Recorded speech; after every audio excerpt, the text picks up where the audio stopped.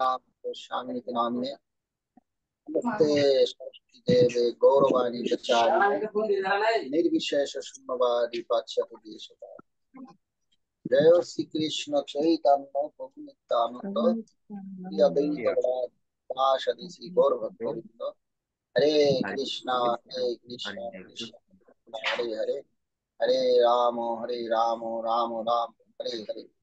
जय श्री प्रभुपाद की जय उपस्थित और वैष्णव भक्तवृंद की वंशा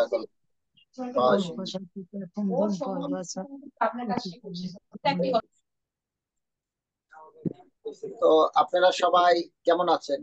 যদিও আমরা জানি দেশের ক্রান্তিকাল, সবাই অনেক আতঙ্কে অনেক কষ্টের মধ্যে আছেন, তারপরও সবাই কেমন আছেন? পরিবার, ব্যবসা বাণিজ্য, চাকরি সব ঠিক করি চরণ বন্ধন যাহা হইতে অভীষ্ট পূরণ। হে রাধে ব্রজ দেবী কে চলিতে হে নন্দ সুনপুত শ্রী গোবর্ধন কল্প পাদাম তলে কালিন্দী বনিত ভসন্ত ইতি ভোজপুর খেদ মহাবিহবল বন্দে রূপ সনাতন রঘুযুগ শ্রীজীব গোপাল কো। হরে কৃষ্ণ। ভক্তিরস অমৃত সিন্ধু কৃষ্ণ ভাবনা সর্বমঙ্গলময়। এই যে শুদ্ধ ভক্তির 6টি লক্ষণ, আমরা শুদ্ধ ভক্তির প্রথমটি পড়েছি ক্লেশাগ্নি। সেই শুদ্ধ ভক্তির লক্ষণ, শুদ্ধ ভক্তির ক্লেশাগ্নি। আমি আসলে আজকে শুনতে চাই যে শুদ্ধ ভক্তির ক্লেশাগ্নির এই যে যে 2 দিন আমরা এই শ্লোকের উপরে কথা বললাম, 3 দিন বা 2 দিন, এর উপরে যে কেউ 2-1টা পয়েন্ট কি আমরা পিছনে আলোচনা করলাম।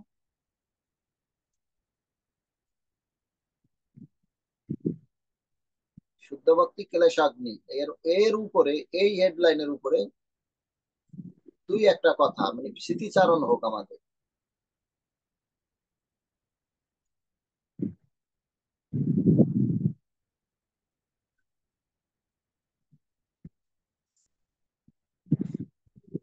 হরে কৃষ্ণ। হরে কৃষ্ণ। প্রণাম সকল বৈষ্ণব চরণে। প্রভু প্রণাম। জয় প্রণাম। শিল প্রভুপাদ। জয় প্রভু। আপনি মানে এই যে আমাদের ভক্তি রসামৃত সিন্ধু গ্রন্থের যে আপনি এত যে প্রশ্নটা করলেন, তার আমি যতটুকু বুঝতে পারছি আমি এটুকু বলতে পারতেছি, চেষ্টা করব। ভুল টুল হলে প্রভু ক্ষমা করেন। হরে কৃষ্ণ। এখানে এই যে শুদ্ধ ভক্তি ক্লেশ নিবারণ করে, যেটা এটাতে আহ এক পর্যায়ে লেখা আছে যে আমরা যে প্রারব্ধ মানে ভক্তি করতে হলে শুধু একমাত্র ভগবানের শরণাগত, যেটা মানে ভগবান কৃষ্ণের ভক্তি করতে হবে আমাদের সবার। আর মানে আমাদের সব সময় যে জন্মকৃত জন্মের 2 ধরনের ক্লেশ থাকে, একটা হলো প্রারব্ধ এবং আরেকটা হলো অপ্রারব্ধ। প্রারব্ধ যেটা আমরা এখন বর্তমানে ভোগ করছি আর কি, আর ওরা অপ্রারব্ধ, এটা আমাদের এই কর্মের ফলে আমরা ভবিষ্যতে যেটা মানে এখনো যেটা ভোগ হয় নাই, কর্মের ফলটা সেটা হলো অপ্রারব্ধ। এরকম। ধন্যবাদ। হরে ধন্যবাদ। কৃষ্ণ। প্রণাম। স্মৃতিচারণ করুন।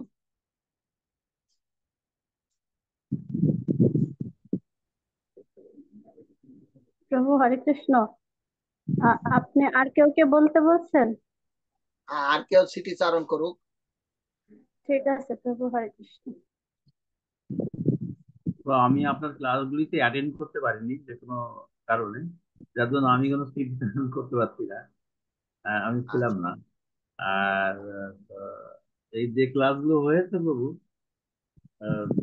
তারপর থেকে হয়তো আমি একটু পড়েছি, তো সেটা আপনার আলোচনার সাথে মিলবে না হয়তো, সেজন্য আমি চিন্তা করছি না আর কি।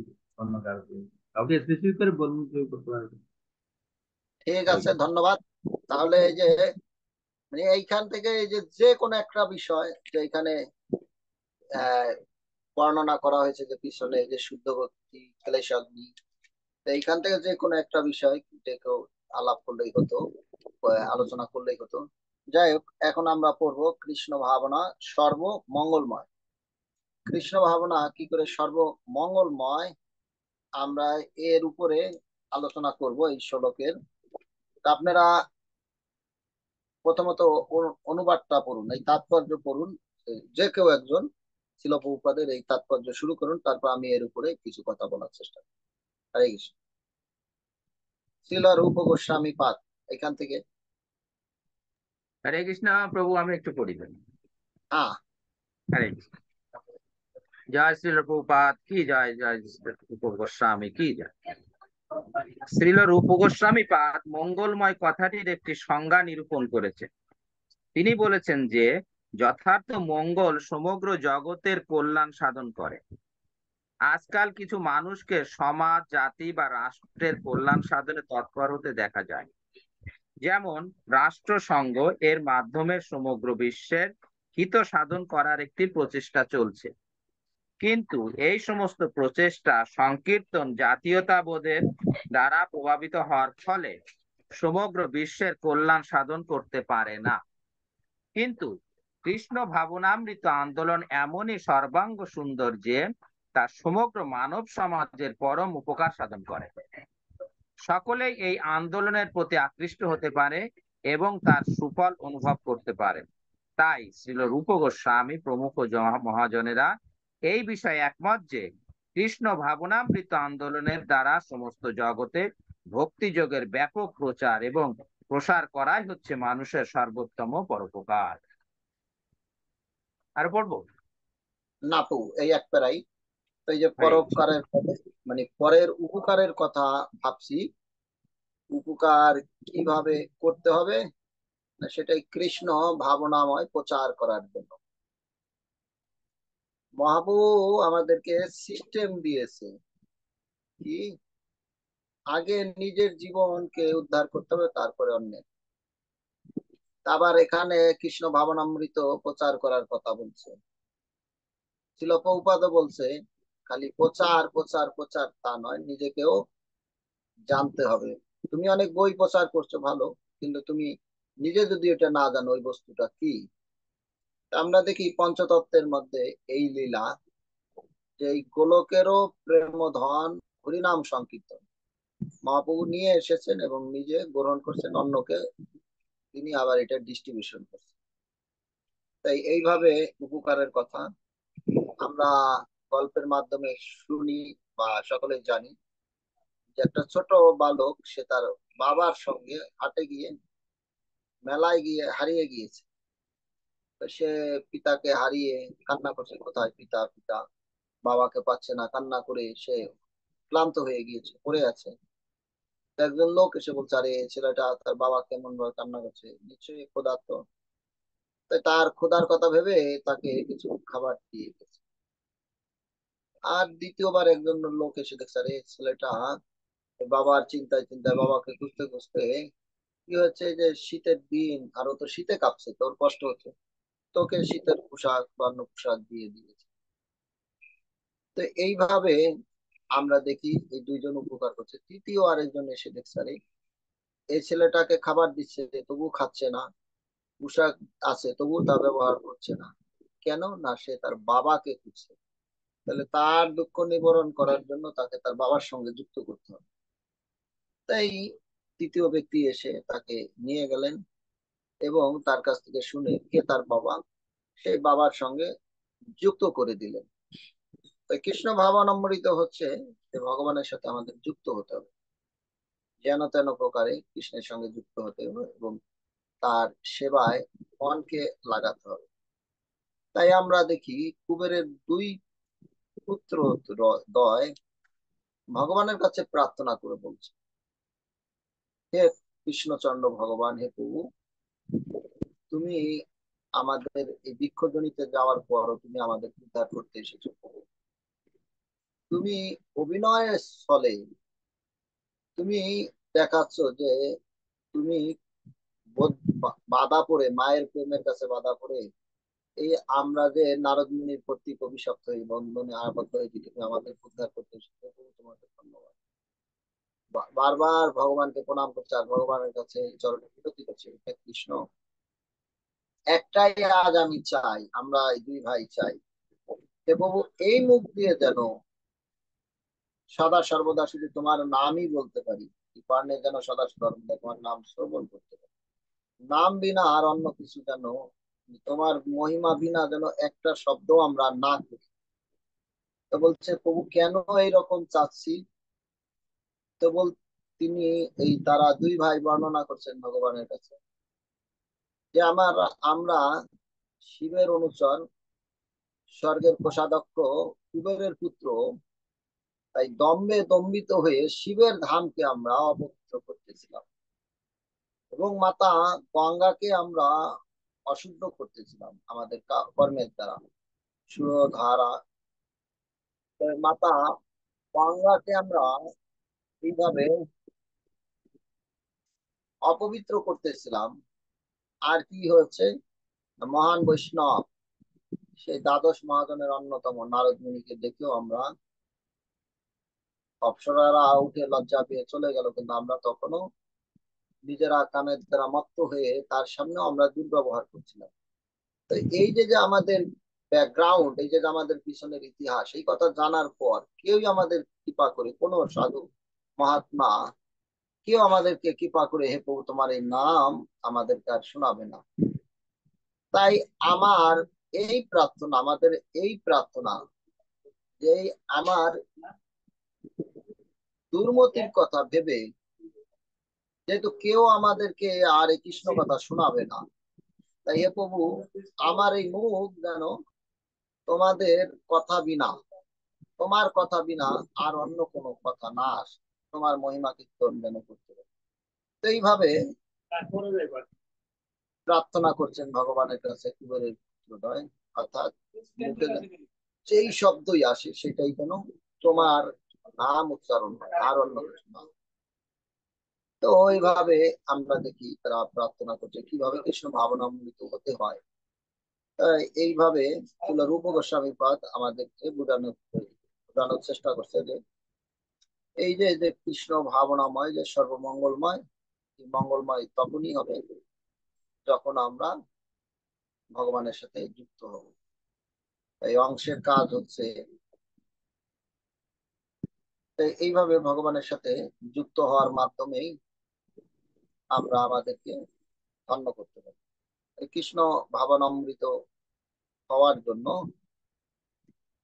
কি সিস্টেম, সিস্টেম হচ্ছে যেমন পাটিগণিত করার জন্য, বীজগণিত করার জন্য সূত্র প্রয়োগ করে, তাই মহাজনগণ আমাদেরকে যে সূত্র প্রয়োগ করেছে, তা আমাদেরকে আর অন্য পথ দেখতে হবে না, তারা দেখিয়েছে, মহাপ্রভু দেখিয়েছে স্বয়ং নিজে, পঞ্চতত্ত্ব নিজে দেখিয়েছে কোন সূত্রে কৃষ্ণ ভাবনামৃত হওয়া যায়।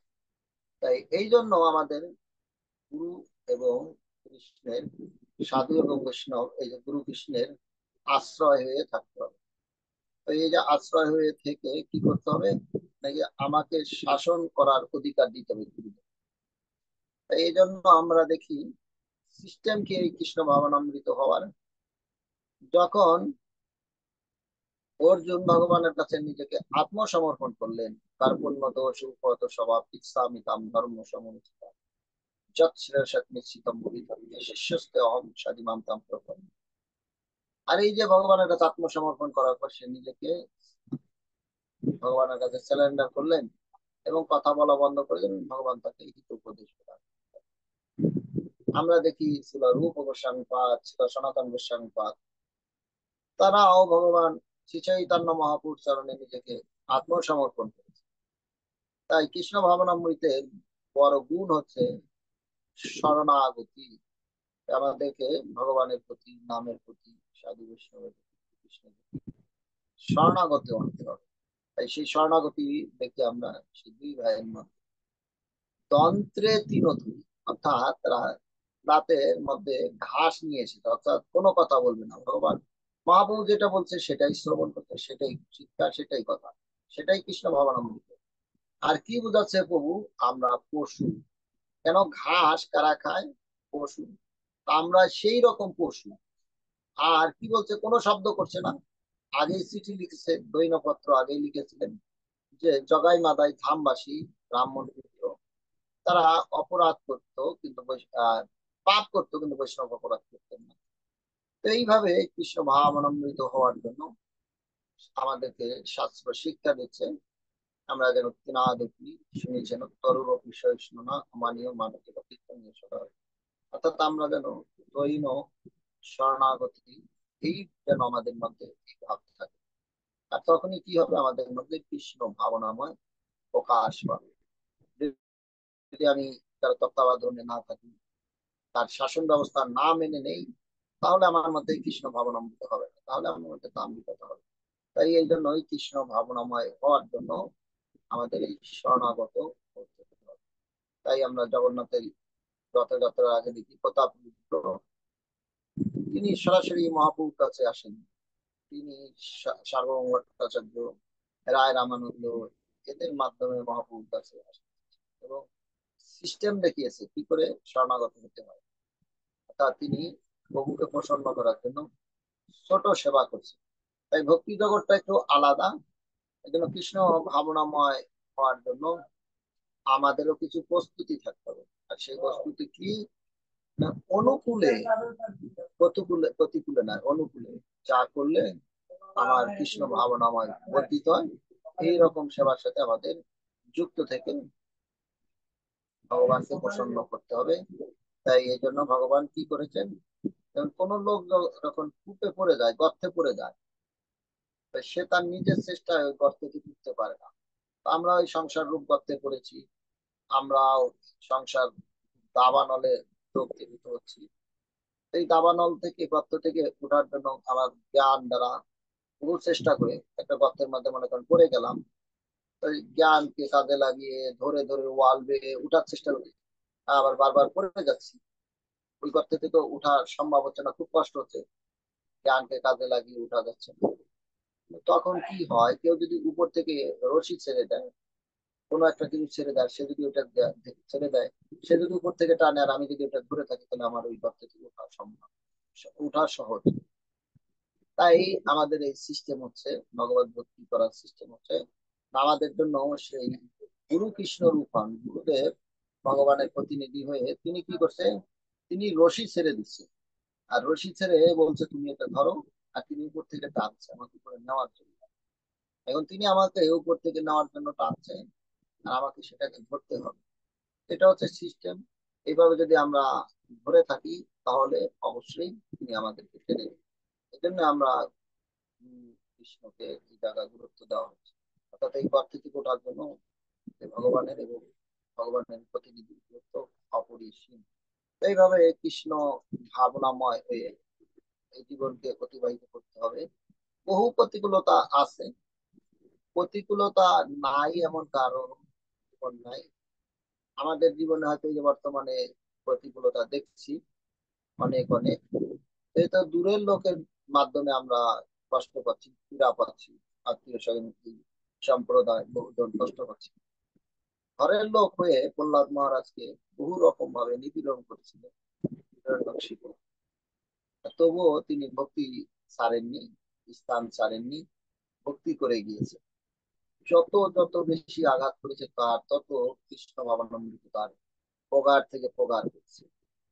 তো এই জন্য প্রহ্লাদ মহারাজের লাস্টের অনুভূতি হচ্ছে এই, যে আমি যে সাধু হতে পেরেছি, আমি যে ভগবানের ভক্ত হয়েছি, ভগবান আমাকে করুণা করে, আমাকে কৃপা করে উদ্ধার করতে এসেছে না, এই জন্য কি হয়েছে না, এই জন্য তোমারই কৃপা। আর আর কি না, আমার পিতা আমাকে কৃপা করেছে। পিতা আমাকে যত উৎপীড়ন করেছে, যত কষ্ট দিয়েছে, আমার স্মরণের মাত্রা, আমার তোমার টাকার মাত্রা তত বেড়েছে। অত্যাচারের স্কেল যত বাড়ছে, তোমাকে ডাকার স্কেল তত বাড়ছে। এই জন্য প্রতিকূলতা আছে, জীবন সংগ্রাম চলছে। তো তার মানে এখান থেকে আমরা ভগবানকে ছেড়ে দিব তা না।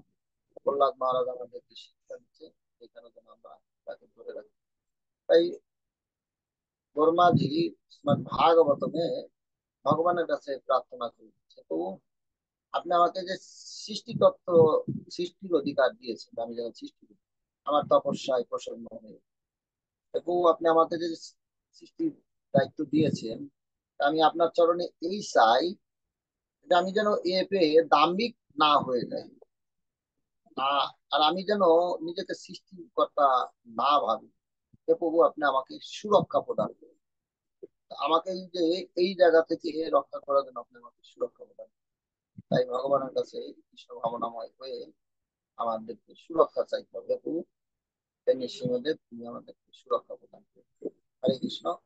পরের প্যারা পড়ুন। এইভাবে বলা হচ্ছে, এটা হচ্ছে কৃষ্ণ ভাবনাময় পরোপকারী। পরের প্যারা আরেকজন পড়ুন। হরে কৃষ্ণ। আমি বলি, কৃষ্ণ ভাবনামৃত আন্দোলন সমগ্র বিশ্বকে আকৃষ্ট করতে পারে এবং সমস্ত মানুষই এই কৃষ্ণ ভাবনার অমৃত আস্বাদন করতে পারে। এই সম্বন্ধে পদ্মপুরাণে বলা হয়েছে, যে মানুষ পূর্ণরূপে কৃষ্ণ ভাবনায় ভাবিত হয়ে ভগবত ভক্তি সাধনে তৎপর হয়েছে, তিনি সমস্ত জগতের সর্বোত্তম সেবা করতে সমস্ত জীবের পরম কল্যাণ সাধন করেন। তিনি কেবল মানব সমাজেই নয়, তিনি কেবল মানব সমাজেরই নয়, গাছপালা পশু পাখিদেরও কল্যাণ সাধন করেন, কারণ তারাও এই আন্দোলনের প্রতি আকৃষ্ট হয়ে ভগবানের কৃপা লাভ করে। শ্রী চৈতন্য মহাপ্রভু যখন সংকীর্তন আন্দোলন প্রচার করার জন্য মধ্য ভারতের ঝাড়খণ্ডের জঙ্গলের মধ্য দিয়ে যাচ্ছিলেন, তখন তিনি তার একটি প্রত্যক্ষ দৃষ্টান্ত দিয়ে গেছেন। এই বনের মধ্যে হাতি, হরিণা আদি সমস্ত জন্তু, বন্য জন্তুরা তার সঙ্গে হরে কৃষ্ণ মহামন্ত্র কীর্তন করতে করতে নৃত্য করেছিল। কৃষ্ণ ভাবনাময় ভগবত সেবায় এটি হরে থাকবে কৃষ্ণ। প্রভু। হরে কৃষ্ণ। হ্যাঁ, এছাড়া তো এখানে যে কৃষ্ণ ভাবনাময় কেমন, এবং এই আন্দোলন বা এই যে কৃষ্ণ ভাবনাময় অমৃত আস্বাদন করতে পারে, সেই সম্বন্ধে পদ্মপুরাণে বলা হয়েছে, যে মানুষ পূর্ণরূপে কৃষ্ণ ভাবনাময় ভাবিত হয়ে ভগবত ভক্তি সাধনে সাধনে তৎপর হয়েছে, তিনি সমস্ত জগতের সর্বোত্তম সেবা করতে করতে সমস্ত জীবের পরম কল্যাণ সাধন করেন। তো এইখানে মহাপ্রভুর সেই ঝাড়খণ্ডের বনমধ্যে যাওয়ার এবং পশু পাখির সাথে নিত্য কীর্তন হরিনাম করার কথা বলা হয়েছে। এ তো স্বয়ং শ্রী চৈতন্য মহাপ্রভু, স্বয়ং ভগবানের বেলায়, কিন্তু আমরা দেখি ভগবানের মহান ভক্ত রামাচার্য শিল হরিদাস ঠাকুর, তিনি তিন পন্থায় নাম করতেন। তিনি যখন মনে মনে নাম করতেন, এটা তার নিজের উদ্ধারের জন্য, তিনি উচ্চস্বরে নাম করতেন। উচ্চস্বরে নাম করার ফলে পশু পাখি, তারা যারা নাম করতে পারে না, নিতে পারে না, তারাও এই নাম শ্রবণ করে তাদের মঙ্গলের জন্য তিনি নিত্যরত অবস্থায় নাম করতেন। তো এইভাবে বলা হয়েছে যে এই যে মহাপ্রভু যেখানে বসতেন, যারা এই যে সরি যারা এই যে হরিদাস ঠাকুর নামাচার্য, তো এই স্থির যে বস্তু, তারাও এই নামের প্রভাবে ওই স্থান, ওই ক্ষেত্র, তাও পবিত্র হয়েছিল। তাই নামের এমন প্রভাব, ভক্ত সঙ্গের এমন প্রভাব। তাই যদিও আমরা আগের প্যারায় পড়ে আসছিলাম যে হাতির স্নান, কিন্তু এই হাতির স্নানকে আবার বৈষ্ণবগণ আবার অন্যভাবেও বর্ণনা করছে। তো সেই রামায়ণের বাংলার রচিতা, তিনি হচ্ছেন আহ তার নাম হচ্ছে কি ওঝা, কীর্তিবাস ওঝা। তো এই রামায়ণের বাংলায় যিনি রামায়ণকে রচনা করেছিলেন, তার নাম হচ্ছেন কীর্তিবাস ওঝা। তো সেই কীর্তিবাস ওঝা একদিন এক মুসলিম ব্যক্তিকে, এক ধর্মপ্রাণ মুসলিম ব্যক্তিকে বলছিলেন যে, আলম খা, বলতো এই যে মস্ত বড় হস্তি, সে পবিত্র জলে স্নান করে আবার সে কেন তার অঙ্গে এই ধুলি লাগায়? তা আলম খা হেসে বলছিলেন, প্রভু আপনি সব জানেন, তবু আপনি আমাকে বলছেন, আপনি রামায়ণের রচিতা, আপনি না জানেন এমন কোনো কিছু আছে? যার মধ্যে ভগবান অবস্থান করছেন, ভগবান যার মধ্যে অবস্থান করে এত বড় মহান কীর্তি করিয়েছেন, ভগবানের কথা লিপিবদ্ধ করিয়েছেন, তবু আপনি যেহেতু আমাকে বলছেন তাই আমি আমার অনুভূতি ব্যক্ত করছি। হে কৃত্তিবাসীরা, এই যে হাতি পবিত্র সরোবরে স্নান করে তার অঙ্গে এই জন্য ধুলি লাগায় যে এই ধুলি দিয়ে স্বয়ং ভগবান রামচন্দ্র যখন গিয়েছিলেন আর তার চরণের স্পর্শে পাষাণে থাকা মাতা অহল্যার উদ্ধার হয়েছে, তাই সেই চরণ রেণু আজও এখানে লেগে আছে। তাই হাতির বিশ্বাস যে যদি ভগবান রামচন্দ্রের চরণের স্পর্শে মাতা অহল্যার উদ্ধার হতে পারে, তবে এই ধুলি আমি যদি আমার অঙ্গে লাগাই, তাহলে আমার এই পশু জীবন সার্থক হবে। আমার এই পশু জনম সার্থক হয়ে আমি ভগবানের ধামে ভগবানের সেবায় নিত্য সেবায় অংশগ্রহণ করতে পারি। তাই পশু জীবন সার্থক করার জন্য, ভগবানের চিন্তায় নিজেকে যোগ করার জন্য, তার এই পশু জীবন সার্থক করার জন্য এই ধুলি লাগাতে। তো এইভাবে আমরা দেখি যে রেমুনাতে শ্যামানন্দ প্রভুর এক মহান শিষ্য, তার নাম হচ্ছে শ্রীপাদ রসিকানন্দজি। এই রসিকানন্দ ঠাকুর তিনি অনেক মহান ভক্ত, তার গুরুদেবের কৃপায়। একদা একটি গ্রামে পাগলা হাতি আসে আক্রমণ করার জন্য। সবাই হাট বাজার বাড়ি ঘর ছেড়ে যাচ্ছে, সবাইকে এইভাবে পাড়া দিয়ে চুপ দিয়ে বিভিন্ন ভাবে এই হাতি অত্যাচার করে, কাউকে লাঠি দিয়ে, কাউকে বা পাড়া দিয়ে মারতেছে, কাউকে বা সুর দিয়ে পেঁচ দিয়ে এইভাবে ফেলে দিচ্ছে। এইভাবে যখন এই হাতি পাগলামি করছিল, ওই পাগলা হাতি, আর সেই পাগলা হাতির সামনে রসিকানন্দজি এসে তিনি তাকে সামনে এইভাবে হাত দাঁড়িয়ে দাঁড়াচ্ছে, আর পাগলা হাতি সেখানে বসে তাকে দণ্ডবত দেওয়া শুরু করলেন, আর এই সুর দিয়ে প্রণাম করতে শুরু করলেন। রসিকানন্দ ঠাকুর তিনি বললেন যে তুমি অন্যের বিড়ম্বনা করছো, ফলে অন্যদের কষ্ট হচ্ছে, তাই তুমি অন্যদের কেন কষ্ট দিচ্ছ, তাই তুমি আমার সঙ্গে বলো। তখন এই রসিকানন্দ তাকে ভগবানের পবিত্র নাম শুনিয়ে, পবিত্র নাম বলে তাকে দীক্ষা দিয়েছে। আর এই হাতিকে বলছিলেন, বলো আমার সঙ্গে, হরে কৃষ্ণ হরে কৃষ্ণ কৃষ্ণ কৃষ্ণ হরে হরে, হরে রাম হরে রাম রাম রাম হরে হরে। আর এইভাবে ভগবানের নাম বললেন, তাকে এইভাবে দীক্ষা প্রদান করে বললেন যে আজ থেকে তোমার নাম হচ্ছে শ্রী গোপাল দাস। তাই পরবর্তীতে সেই পাগলা হাতি এই আশ্রমে থেকে বহু সেবা করেছিলেন, আর কাউকে এভাবে অত্যাচার করতেন না। এই আশ্রমের হাট বাজারের যাকে নিয়ে যাওয়া হতো, সে সব হাট বাজার বয়ে আনতে, সাধুদেরকে এক জায়গা থেকে আরেক জায়গায় নিয়ে যেতে। এইভাবে রেমুনাতে সেই শ্রী গোপাল দাস বহুদিন সেবা করেন। তাই আমরা দেখি নামের প্রভাবে সেই পাগলা হাতি তার হিংসাত্মক কার্যকলাপ ভুলে সে ভগবানের মহান ভক্তে পরিণত হলেন। সে শিষ্যত্ব বরণ করলেন এক পশু। তো এ তো ভগবানের ভক্তদের বেলায়। আর স্বয়ং মহাপ্রভু কি করেছিলেন, কৃষ্ণ ভাবনাময় যে সর্বমঙ্গলময়, তিনি তা প্রচার করে দেখিয়েছেন। সেই ঝাড়িখণ্ডে কি করে সেটা করতে হয় সেটা দেখিয়েছিলেন। তিনি শুধু একলাই নাম করেননি, সেই তার নাম শ্রবণ করে সবাই তার হিংসাত্মক কার্যকলাপ ভুলে গিয়েছে।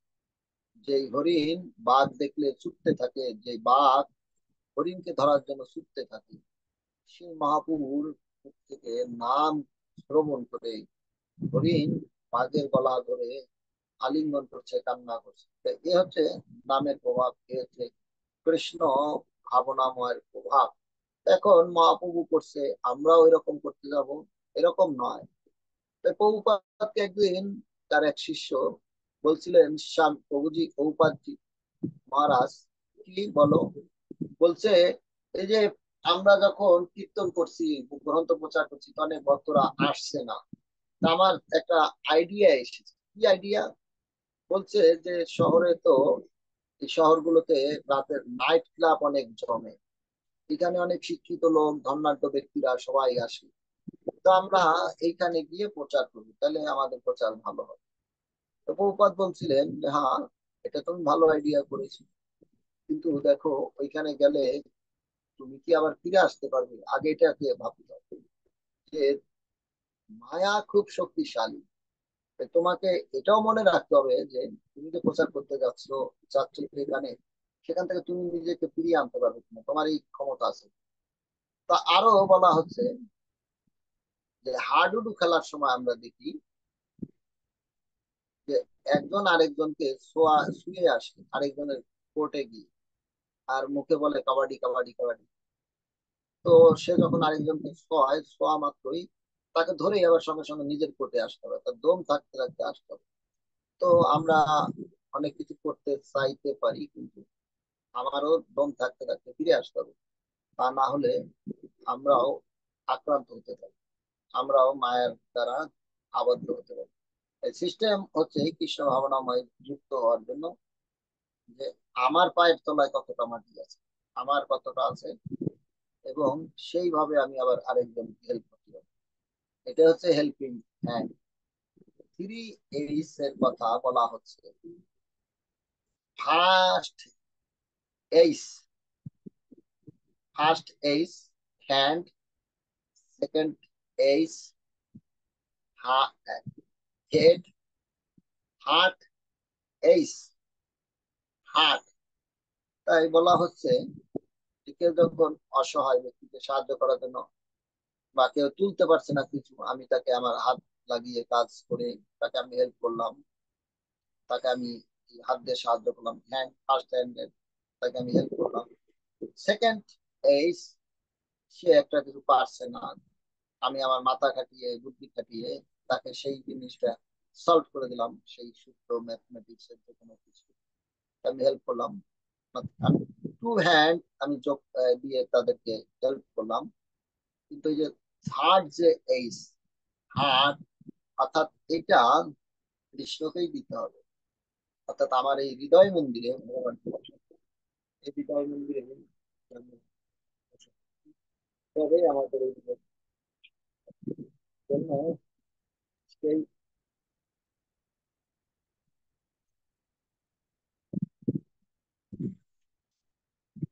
এই হৃদয় মন্দিরে তো ভগবানকে বসাতে হবে। তাই তার জন্য কি করতে হবে? তা উর্বরও রাখতে হবে, পবিত্রও রাখতে হবে। তা ভগবানের বসার মতো শুদ্ধ না থাকে তাহলে ভগবান সেখানে বসবে না। তো এইভাবে আমাদের কৃষ্ণ ভাবনাময় যুক্ত থাকতে হবে। হরে কৃষ্ণ। তারপরের লাইন করুন। হরে কৃষ্ণ। সকল বৈষ্ণব চরণবৃন্দ প্রণাম। কৃষ্ণ ভাবনাময় ভগবত সেবায় যিনি যুক্ত হয়েছেন, তার মধ্যে দেবতাদের সমস্ত গুণাবলী বিকশিত হয়। শ্রীমদ্ ভাগবতে সুখদেব গোস্বামী বলেছেন, হে রাজন, শ্রীকৃষ্ণের প্রতি যারা অবিচলিত শ্রদ্ধা সম্পন্ন এবং যারা নিষ্কপট, তারা সমস্ত দৈবী গুণাবলী অর্জন করতে পারেন।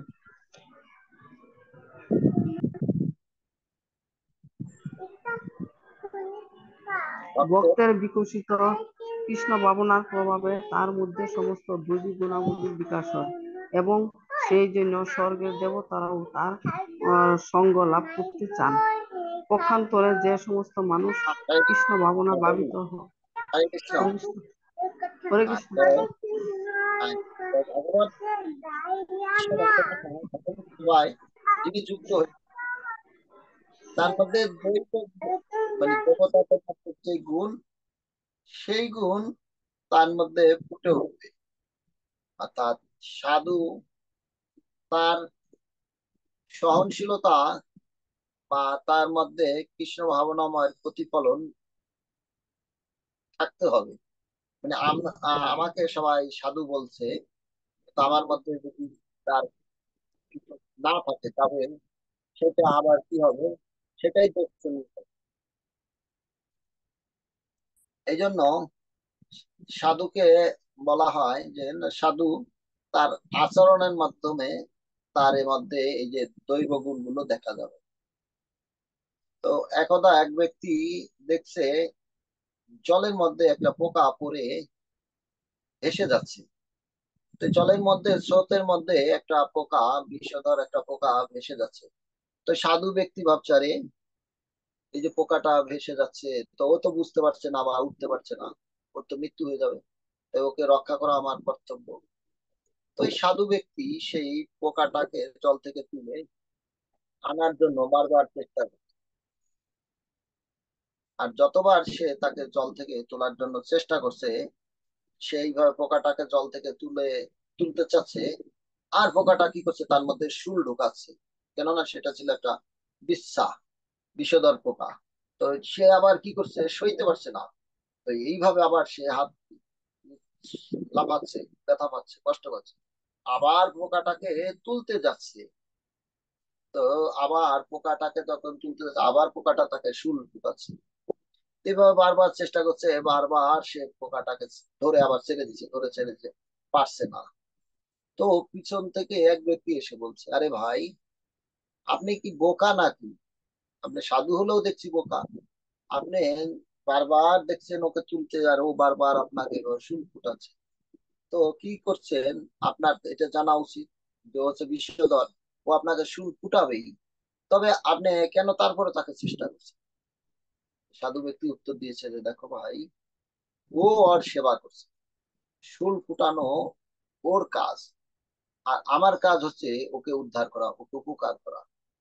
তাই আমারই দোষ যে আমি সহনশীল হইনি। আমার মধ্যে কিছু সহনশীলতা হওয়া উচিত ছিল, কিন্তু আমি সেই সহনশীলতা অর্জন করিনি। তাই আমি ওকে উদ্ধার করতে পারছি না, রক্ষা করতে পারছি না। তো এই জন্য আমাদের মধ্যে কিছু সহনশীলতা, আমাদের মধ্যে কিছু ভালো গুণ, এটা কখন হবে না, এটা কৃষ্ণ ভাবনাময় যুক্ত হওয়ার ফলে।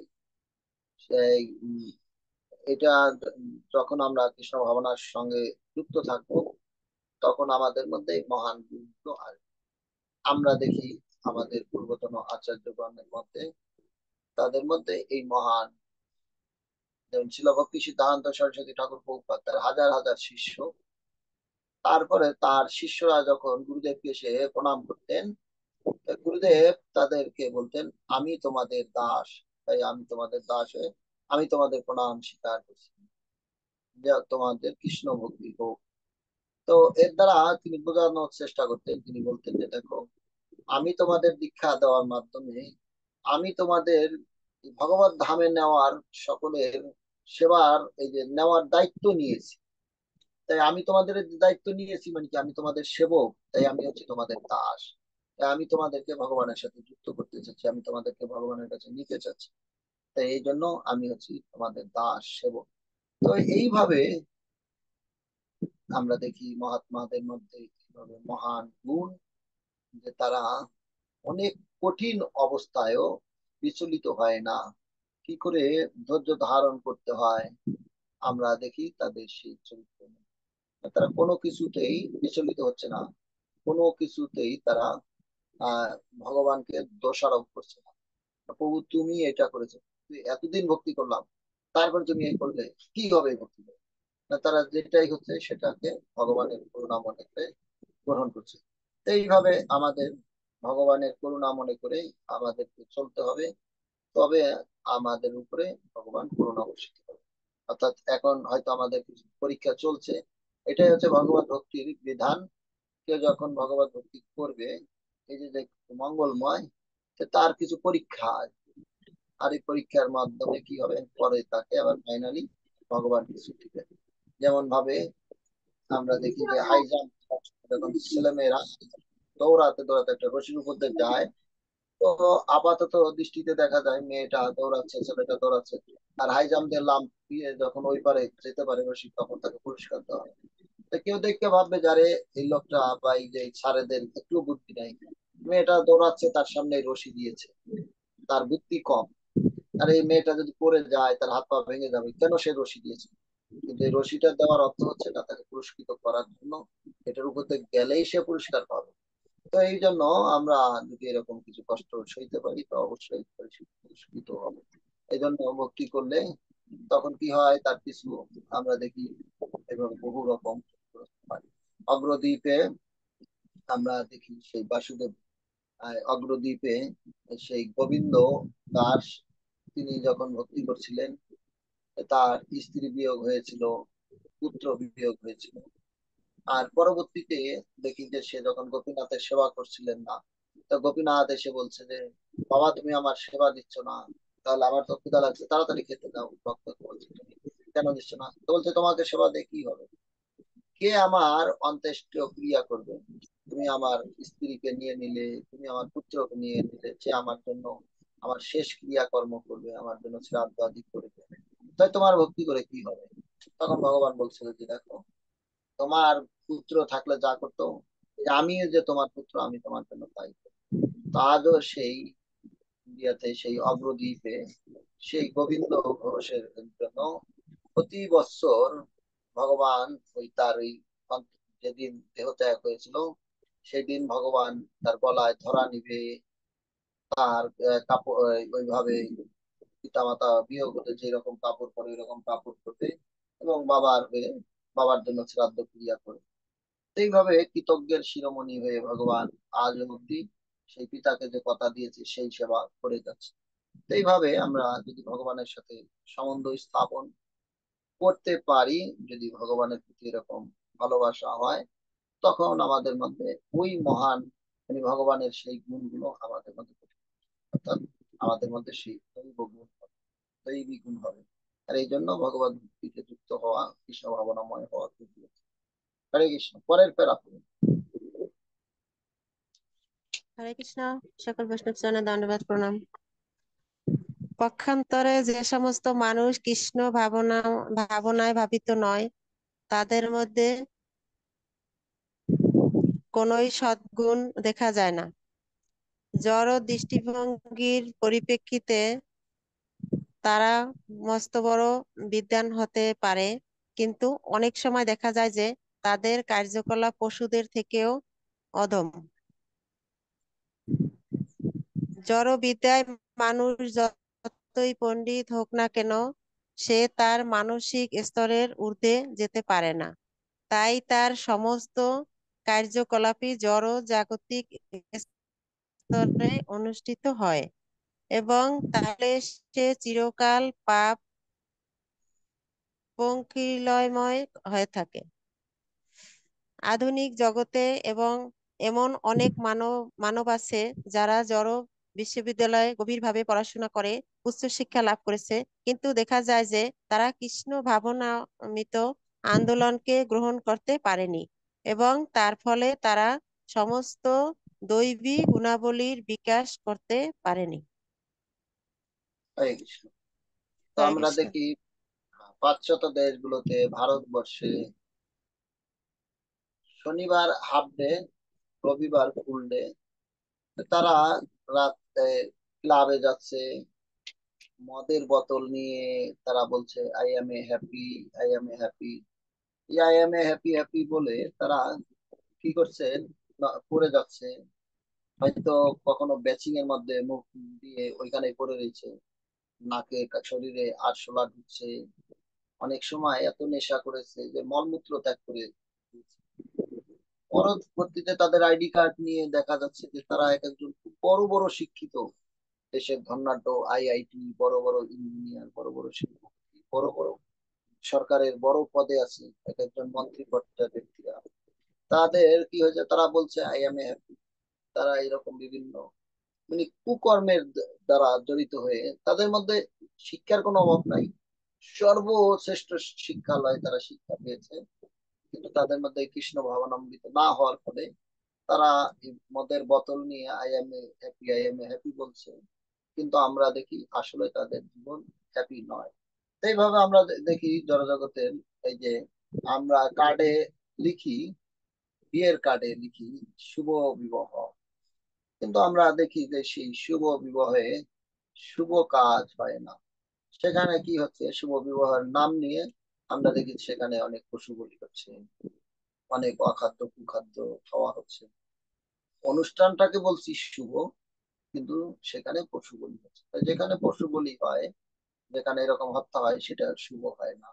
তো যেখানে শিক্ষার ফলে ওই মানুষটাকে এই সভ্যতা দান করেনি যে এই যে আমি নিজের ইন্দ্রিয় তৃপ্তির জন্য এহেন কর্ম করছি বা কামাক্ত হয়ে আমি এই যে ক্লাবে এসেছি, আমি এই যে শাস্ত্রীয় বিরোধী আচরণ করছি, অর্থ আছে তাই আমি যেভাবে এনজয় করছি, এটা যে ধর্ম বিরোধী জন্য আজ, বা আমি আমার এই জিহ্বাকে নিয়ন্ত্রণ করতে পারিনি, আজ আমি যাকে ভোগ করছি সে কাল আবার আমাকে খাবে, আজ আমি যাকে খাচ্ছি সে আমাকে খাবে, কেননা এই জন্য দেখি তারা উচ্চ শিক্ষায় শিক্ষিত কিন্তু তাদের মধ্যে কৃষ্ণ ভাবানম্বিত না থাকার ফলে তারা কি করছে না এরকম মানে অপশিক্ষাকে সুশিক্ষা মনে করে আর সুশিক্ষাকে ব্যাকগ্রাউন্ডের শিক্ষা মনে করে তারা ছুড়ে ফেলছে। কৃষ্ণ ভাবানম্বিতকে তারা মনে করছে এখন সময় হয়নি, এটা আরো পরে, এখন কি এইসবের সময়, এই অকালে কেন সকাল, এই অকালে কেন সকাল ভেবে তারা যেটা আসল বিষয় সেটাকে গ্রহণ করতে পারছে না, যেটা নকল বিষয়। আর তার ফলে কি হচ্ছে, প্রচুর পরিমাণে এইরকম মদ সিগারেট নেশা করে তাদের এক সময় দেখা যায় অকালেই সকাল হয়ে যাচ্ছে, কিডনি নষ্ট হয়ে গেছে, না ক্যান্সার হয়ে গেছে, লিভার খারাপ হয়ে গেছে, বা বহু প্রতিকূলতায় তারা অনেক কষ্ট হচ্ছে, অথচ তারাও অনেক শিক্ষিত কিন্তু তাদের কাছে এই সুশিক্ষা নেই। হরে কৃষ্ণ। পরের প্যারা পড়ুন। প্রভু আমি পড়বো? হ্যাঁ পড়ুন। আচ্ছা, হরে কৃষ্ণ, দণ্ডবাদ প্রণাম।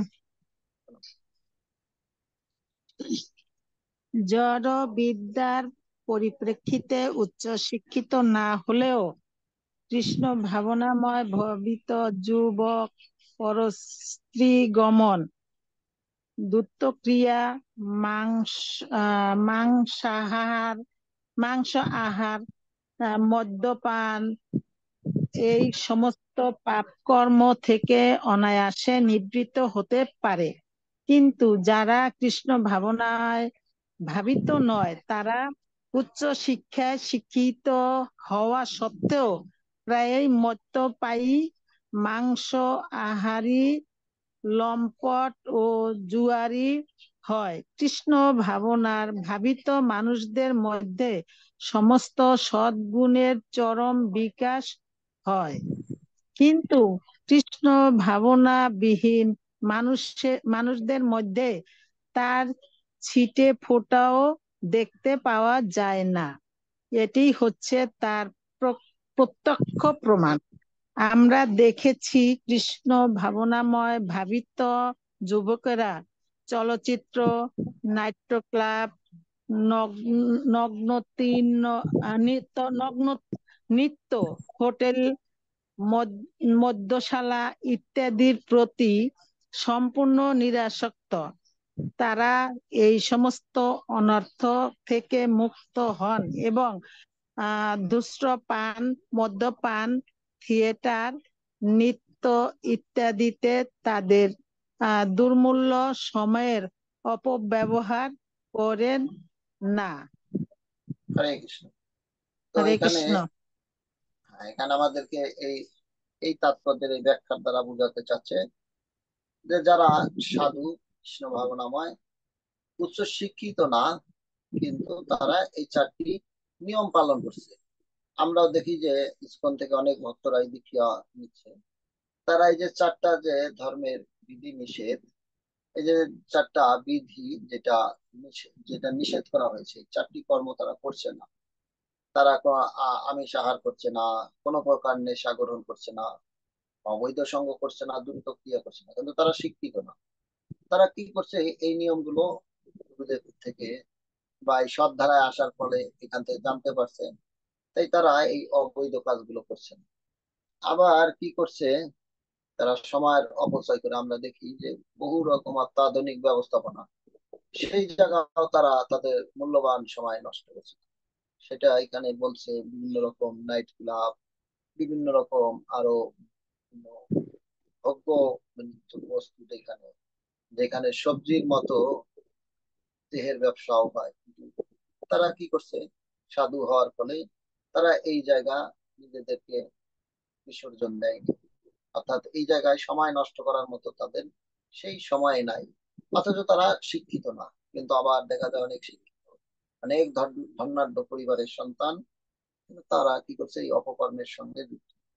তো এইভাবে আমাদেরকে কারো না কারো অধীনস্থ হয়ে কি আমার জীবনের জন্য মঙ্গলময়, কি করার মাধ্যমে আমি ভগবানের কাছে ফিরে যেতে পারি, কি করার মাধ্যমে এখানেই মানে এই এই যে পৃথিবীটা, এটা হচ্ছে মাধ্যাকর্ষণ শক্তি দ্বারা পরিচালিত হয়।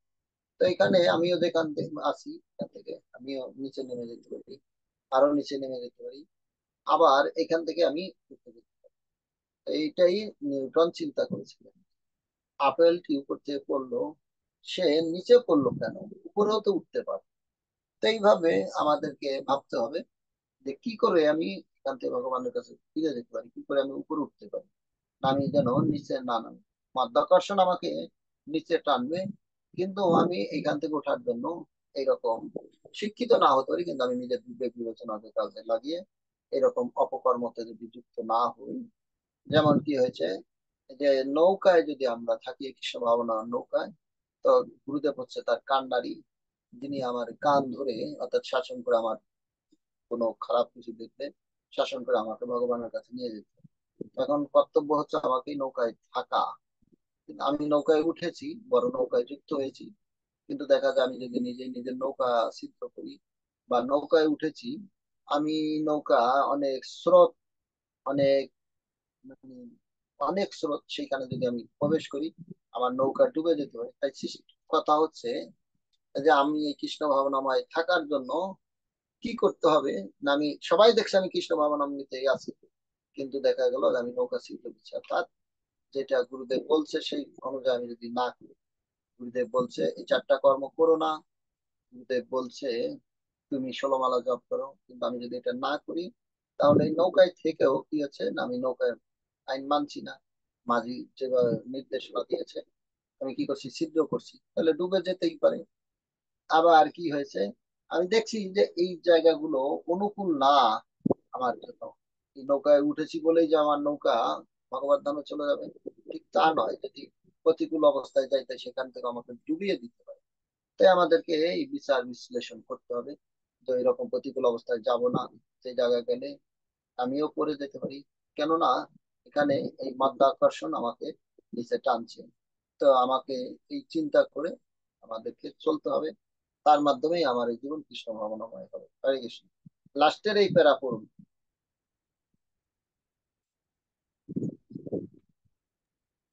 হরে কৃষ্ণ। প্রণাম। প্রণাম। যে মানুষ কৃষ্ণ ভাবনায় যুক্ত নয়, সে এক জায়গায় আধ ঘন্টার জন্য স্থির চিত্তে বসে থাকতে পারে না। আজকাল তথাকথিত সমস্ত যোগ পদ্ধতি শিক্ষা দিচ্ছে যে চুপচাপ বসে থাকলেই উপলব্ধি করা যাবে আমি ভগবান। এই পদ্ধতি বেশি মানুষদের কাছে অত্যন্ত চিত্তাকর্ষক হতে পারে, কিন্তু এটিও বিবেচনা করে দেখা উচিত যে কতক্ষণ তারা এইভাবে চুপচাপ বসে থাকতে পারবে। কৃত্রিম ভাবে তারা এই তথাকথিত ধ্যানে বসতে পারবে, কিন্তু এই যোগ অভ্যাসের পরেই তারা আবার পরশ্রীগমন, মদ্যপান, দ্রুত ক্রীড়া, মাংসাহার ইত্যাদি পাপ কর্মে প্রবৃত্ত হয়। কৃষ্ণ ভাবনায় ভাবিত ভক্ত এই কঠোর ধ্যান না করে ধীরে ধীরে ঊর্ধ্বগামী হন। কৃষ্ণ ভক্তি পরায়ণ হওয়ার ফলে তিনি অনায়াসে এই সমস্ত পাপ কর্ম থেকে সম্পূর্ণভাবে মুক্ত হয়ে সমস্ত সৎ গুণাবলীতে ভূষিত হন। শ্রীকৃষ্ণের শুদ্ধ ভক্ত হওয়ার ফলে সর্বোচ্চ চরিত্র বিকশিত হয়। এই সিদ্ধান্তে বলা যায় যে কৃষ্ণ ভাবনায় ভাবিত না হলে কেউই যথার্থ সৎ গুণাবলীর অধিকারী হতে পারে না। হরে কৃষ্ণ। হরে কৃষ্ণ। জয় শিল প্রভুপাদ কি। তো এই জন্য কৃষ্ণ ভাবনামৃত অনেক গুরুত্বপূর্ণ। অর্থাৎ আমরা কি বলছে, যে অনেক সময় দেখি অনেকে যে নিজের মন একাগ্র করার জন্য ধ্যানস্থ বসে আছে। আমরা দেখি আজকাল যে ধ্যান করব সেই অবস্থাও নেই। যদি কেউ ধ্যান করার জন্য কোনো বনে গিয়েছে, যদিও এখন বন নেই এরকম উপযুক্ত স্থান নেই, তবুও নীরবে যদি কেউ বসে আছে, তো এই যে সাধু বসে আছে, তো তারে দেখেও দেখা যাচ্ছে যে বিভিন্ন জন এসে তারা কি করবে, সেলফি তুলবে, তাকে বিভিন্ন ভাবে বিড়ম্বনা করবে। না সাধু বাবা এসেছে, সাধুর সাথে কি করে একটু সেলফি তোলা যায়, কি করে তার সাথে একটু মেশা যায়। তো এইভাবে চাইলে আমরা এইভাবে ধ্যান করতে পারবো না।